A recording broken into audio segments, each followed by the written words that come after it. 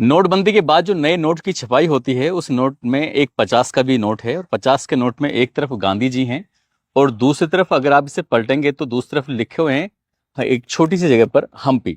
हम्पी के यहाँ पर मंदिर दिखाए गए हैं और मंदिर को जिस तरह से बनाया गया है पत्थरों को तराशने के बाद इसकी खास बात यह है कि पूरे विश्व में इसकी पहचान है और यहाँ पूरी दुनिया से पर्यटक घूमने के लिए आते हैं।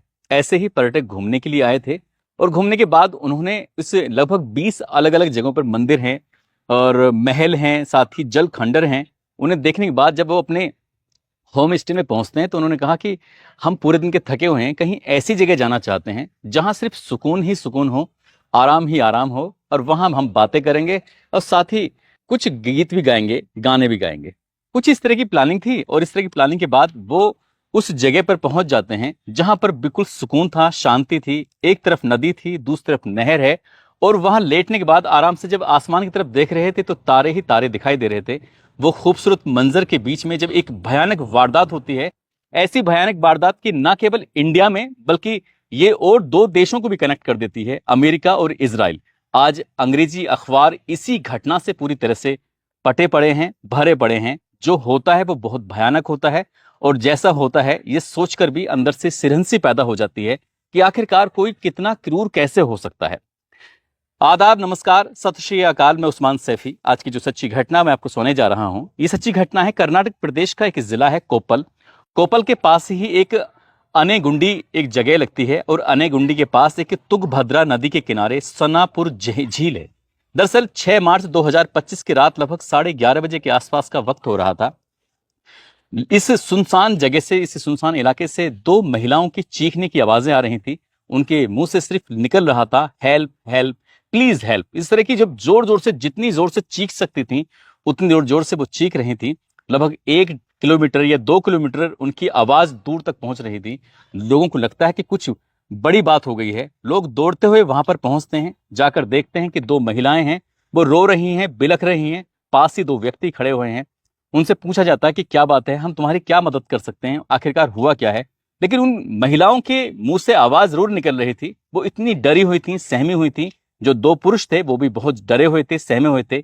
लोग समझ नहीं पा रहे थे कि आखिरकार रात के 11:30 बजे हुए हैं, करें तो क्या करें। तभी किसी ने उनमें से 112 नंबर पर फोन लगाया और 112 नंबर पर फोन लगाने के बाद कहा कि हम इस लोकेशन पर हैं, ये लोकेशन है, आप जितनी जल्दी हो सके वहां पर पहुंच जाइए। पुलिस वहां पहुंचती है और पहुंचने के बाद फिर जब कहानी जानती है, वो कहानी वाकई अपने आप में भयानक होती है। दरअसल एक महिला है जिसका अपना एक होम स्टे है। जब कोई विदेशी सैलानी यहाँ घूमने के लिए आते हैं तो उसके घर पे आकर रुकते हैं। बहुत ही साधारण सा घर है, लेकिन उसके यहाँ बहुत सारा प्यार दुलार और पर्यटकों के साथ जो उसका व्यवहार होता है वो बहुत अच्छा होता है। दिन भर वो लोग घूम कर आते हैं, शाम को यहाँ रुकते हैं। तो यहाँ पर 4 लोग आए हुए थे। एक इजरायली महिला होती है, उम्र उसकी 27 साल के आसपास होती है। एक अमेरिका का व्यक्ति होता है, नाम उसका डैनियल होता है और उम्र उसकी 22 साल होती है। महाराष्ट्र के नासिक का रहने वाला पंकज, जिसकी उम्र 42 साल के आसपास होती है। और उड़ीसा का रहने वाला विबास, जिसकी उम्र लगभग 23 साल के आसपास होती है। अब ये चारों लोग आते हैं। पूरे दिन इन्होंने लगभग 20 से ज्यादा मंदिरों के दर्शन किए, इधर उधर घूमे और आने के बाद इन्होंने जो होम स्टे की मालकिन थी, महिला थी, उससे कहते हैं कि हम थके हुए हैं, खाना खाने के बाद ऐसी जगह आराम करना चाहते हैं जहां बहुत सुकून मिले, शांति मिले। होम स्टे वाली महिला ने कहा कि जितनी जल्दी हो सके खाना खा लीजिए। रात के लगभग 8 बजे थे। 6 मार्च 2025 का ये वाकया है। उसके बाद फिर वो कहते हैं कि यहाँ से चलते हैं। लगभग 4 किलोमीटर दूर यहाँ से सफर तय करते हैं। वो वाहन से निकलते हैं और वाहन से निकलने के बाद हम्पी के मंदिरों को उन्होंने देखा ही था। अब यहाँ से लगभग 4 किलोमीटर दूर तुंगभद्रा एक नदी है। तुंगभद्रा नदी को ये पार करते हैं और उसके बिल्कुल पार करते ही थोड़ा सा एरिया है और वहीं पास में एक छोटी सी नहर है। और नहर के ये चारों तरफ जब देखते हैं तो वहां पर पहाड़ी हैं, पर्वत हैं और कुछ बड़े बड़े पत्थर हैं। एक बहुत ही अद्भुत नजारा है, बहुत ही खूबसूरत है। आसमान की तरफ देखते हैं तो बिल्कुल खुला आसमान है, साफ आसमान है। अब वहां वो आराम से बैठ जाते हैं। जो होम स्टे वाली महिला थी वो भी इनके साथ चली जाती है, ये इस दृश्य का, इस नज़ारे का लुत्फ उठाने के लिए। अब इन्होंने गिटार निकाली। गिटार निकालने के बाद गाने बजाने शुरू कर दिए। गाने सुना रहे हैं, हंस रहे हैं, ठिठोली कर रहे हैं, बातचीत कर रहे हैं। और इसी बीच में एक बाइक आती है और बाइक पे 3 लड़के सवार थे। 3 लड़के जो कि आके जब बातचीत करते हैं तो सबसे पहले उनके मुंह से, यानी कि तमिल में बात कर रहे थे, कभी कन्नड़ में बात कर रहे थे। उनके मुंह से एक सवाल निकलता है कि क्या यहाँ आसपास में कहीं कोई पेट्रोल पंप है क्या। तो तभी उस महिला ने कहा कि क्योंकि वो जानती नहीं थी उन्हें, उनका कि यहाँ हम नहीं जानते कि पेट्रोल पंप कहाँ है, इसलिए आप जा सकते हैं। जैसे ही उसने जाने के लिए बात कही तो उन्हें एक अजीब सी घुटन सी हुई, अजीब सी उन्हें चिढ़ सी हुई, अजीब सी परेशानी सी हुई। तीनों बाइक सवारों ने कहा कि ठीक है हम चले जाएंगे, हमें आप 100 रुपए दे दीजिए, 100 रुपए दे देंगे तो अब यहां से हम चले जाएंगे। जब वो जिद करके 100 रुपए मांगने लगे तो महिला कहती है कि क्या बात है, आप हमें क्यों परेशान कर रहे हैं, हम यहाँ आराम से बैठे हैं, गाना गा रहे हैं और यहाँ घूमने के लिए आए हैं, आप हमें परेशान मत करिए, यहाँ से चले जाइए। लेकिन तीनों बाइक सवार लड़कों के अंदर एक अजीब सी सनक सी पैदा हुई। इसी बीच में एक व्यक्ति जो होता है, जो ओडिशा का था, उसने 20 रुपए निकाले और 20 रुपए निकालने के बाद उनसे कहा कि भाई तुम यहां से चले जाओ। जैसे जाने की बात कही जाती है, इन्हें अजीब सी फिर से घुटन सी पैदा हो जाती है, अजीब सा बुरा सा लगने लगता है। 20 रुपए के नाम सुनने के बाद उसने कहा हमें 100 रुपए चाहिए, 20 से काम नहीं चलेगा। जब ये बातचीत कर रहे हैं तो बातचीत करते करते वो गाली देने लगते हैं, भद्दी भद्दी गालियां दे रहे थे। और जब ये महाराष्ट्र के नासिक का रहने वाला पंकज और साथ ही ओडिशा का रहने वाला विबास ने जब इसका विरोध किया तो उन तीनों ने मिलकर इन दोनों को पीटना शुरू कर दिया। अमेरिकी जो नागरिक होता है डैनियल, उसने बीच बचाव करने की कोशिश की और ये बातचीत करते करते कहा सुनी होते होते ये पहुंच जाते हैं एकदम नहर के किनारे। और मौका देखते ही उन्हें बिल्कुल भी अंदाजा नहीं था पर्यटकों को कि हमारे साथ कुछ ऐसा होने वाला है। एक साथ दो लोगों का वो धक्का दे देते हैं, वो नहर में गिर जाते हैं। इसी बीच में डैनियल होता है वो बाहर होता है। डैनियल इनमें से बचाने के लिए वो नदी में नहर में कूद जाता है ताकि ये डूब ना पाए। इधर जो दोनों महिलाएं हैं, जो होम स्टे की मालकिन है और इजराइल की रहने वाली वो महिला है, वो इतनी बुरी तरह से डर जाती हैं, सहम जाती हैं कि अब कुछ कहने की स्थिति में नहीं थी, ना चीख सकती थी ना चिल्ला सकती थी। और वो एकदम इतनी बुरी तरह से डर जाती हैं, समझ नहीं पा रहे थे कि आखिरकार करें तो क्या करें। इसी बीच में ये तीनों काफी देर तक पानी के अंदर रहते हैं क्योंकि वो उन्हें ढूंढ रहा था, रात का अंधेरा हो रहा था, दिखने में पता नहीं चल रहा था कि वो कहाँ हैं कहाँ नहीं। इसी बीच में इन तीनों ने मिलकर इजरायली महिला के और साथ ही जो होम स्टे की मालकिन थी उसके साथ बारी बारी से सामूहिक बलात्कार किया।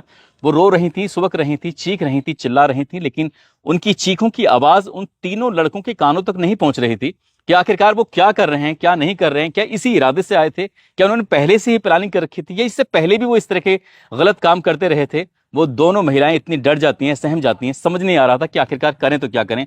लगभग 1 घंटे तक ये बर्बरता चलती रहती है। उधर डैनियल ने बड़ी हिम्मत जुटाई, जो 42 वर्षीय नासिक महाराष्ट्र का रहने वाला पंकज होता है उसको तो वो बचा के ले आता है उस नहर से। लेकिन विबास जो होता है वो विबास अचानक ही गायब हो जाता है और उसकी जो घड़ी थी, जब वो धक्का दे रहे थे तो घड़ी छूट कर टूट कर वहीं गिर जाती है। घड़ी के अलावा उसके बाकी कुछ चीज बची नहीं थी। अब डैनियल और दूसरा जो उसका साथी होता है पंकज, वो भी नहीं समझ पा रहे थे कि आखिरकार करें तो क्या करें। वो तीनों इस घटनाक्रम को, इनकी सामूहिक बलात्कार की घटना को अंजाम देने के बाद यहां से बड़ी आसानी से भाग जाते हैं, फरार हो जाते हैं। अब ये दोनों महिलाएं चीखती हैं, चिल्लाती हैं। जब इनकी चीखों की आवाज आसपास के दूर तक, 1.5-2 किलोमीटर दूर तक आवाज पहुंचती है, तब रात में ही लोग भागकर आते हैं। पुलिस मौके पर आती है और तब इनसे पूरी कहानी जानती है। आखिरकार ये मामला रात में ही सोशल मीडिया पर इस कदर वायरल हो जाता है, जब अखबारों में ये खबर पहुंचती है तो फिर लोग सोचकर इस बात को लेकर सन्न रह जाते हैं, क्योंकि इस जगह पर ये एक ऐसी हम्पी, एक ऐसी जगह है जहां 20 से ज्यादा मंदिर है, जल खंडर हैं, बड़ी खूबसूरत जगह है जिसकी पूरी दुनिया में इसकी प्रसिद्धि है। विदेशी लोग यहाँ पर घूमने के लिए आते हैं, सुकून के लिए आते हैं, आराम के लिए आते हैं। और 3 दरिंदों ने इस इजरायली महिला के साथ और जो यहाँ स्थानीय गाइड थी, होम स्टे की मालकिन थी, उसके साथ बलात्कार जैसी घटना को अंजाम दे दिया था। लेकिन विबास वो मिल नहीं रहा था। पुलिस ने अब अभियान चलाना शुरू किया। 6 मार्च की पूरी रात उसको ढूंढते रहते हैं, 7 मार्च के दिन में पूरी दिन इसे ढूंढते रहते हैं। 7 मार्च की रात भी निकल जाती है, 8 मार्च का दिन आता है तो ये करीब करीब 8 मार्च की सुबह लगभग 8-9 बजे के आसपास का वाकया है। 2 किलोमीटर दूर उसकी लाश नहर में तैरती हुई दिखाई देती है। इसके बाद ये मामला और भी बढ़ जाता है। हालांकि इनकी शिकायत पर, पीड़ितों की शिकायत पे इनके खिलाफ एफआईआर दर्ज कर ली जाती है। और एफआईआर जो होती है वो धारा 309, भारतीय न्याय संहिता की धारा 309/6, 64 जो कि बलात्कार की धारा होती है, 70/1 जो कि सामूहिक बलात्कार की धारा होती है, 311 लूट डकैती या छीनने जैसी अपराध करना, और साथ ही हत्या का प्रयास करना, और 109 जो कि हत्या का प्रयास। इस तरह की धाराओं में जो मुकदमा दर्ज कर लिया जाता है। अब जो कर्नाटक की सरकार होती है, मुख्यमंत्री को सामने आना पड़ता है, मुख्यमंत्री को बयान देना पड़ता है, मीडिया से कहना पड़ता है कि हम इस मामले की जांच पड़ताल कर रहे हैं, जितनी जल्दी हो सकेगा आरोपियों को गिरफ्तार किया जाएगा, गिरफ्तार करने के बाद उनको जेल भेजा जाएगा। जो इस जिले के, यानी कि जिला है, उस जिले के जो एसपी होते हैं कोप्पल जिले के, नाम उनका होता है डॉक्टर राम अरासिद्धि। दरअसल वो इस मामले की प्रमुखता से जांच करते हैं, 6 टीमें गठित करते हैं और कहते हैं कि जितनी जल्दी हो सके उन आरोपियों को गिरफ्तार कर लिया जाए और गिरफ्तार करने के बाद उनको कम से कम समय में सजा दी जाए। आखिरकार पुलिस ने कड़ी मशक्कत की और 2 व्यक्तियों को गिरफ्तार किया। गांव का नाम साई नारा होता है, जो कि इसी इलाके के तुग भद्रा के इलाके के वो रहने वाले होते हैं। एक का नाम मल्लेश होता है और दूसरे का नाम साई चेतन होता है। इन दोनों को तो गिरफ्तार कर लिया जाता है। तीसरे की गिरफ्तारी के लिए दबिश दी जा रही थी। इनसे पूछा जाता है कि तुम क्या काम करते हो, तो इन्होंने बताया कि वो राजमिस्त्री का काम करते हैं। अब ये क्या असली है या नकली है, ये तो खैर जांच के बाद ही स्पष्ट हो सकेगा। लेकिन जिस तरह का उस महिला के साथ और होम स्टे वाली महिला के साथ बर्बरता होती है, जघन्य अपराध होता है, इस बात की गूंज अब चारों तरफ फैल गई है।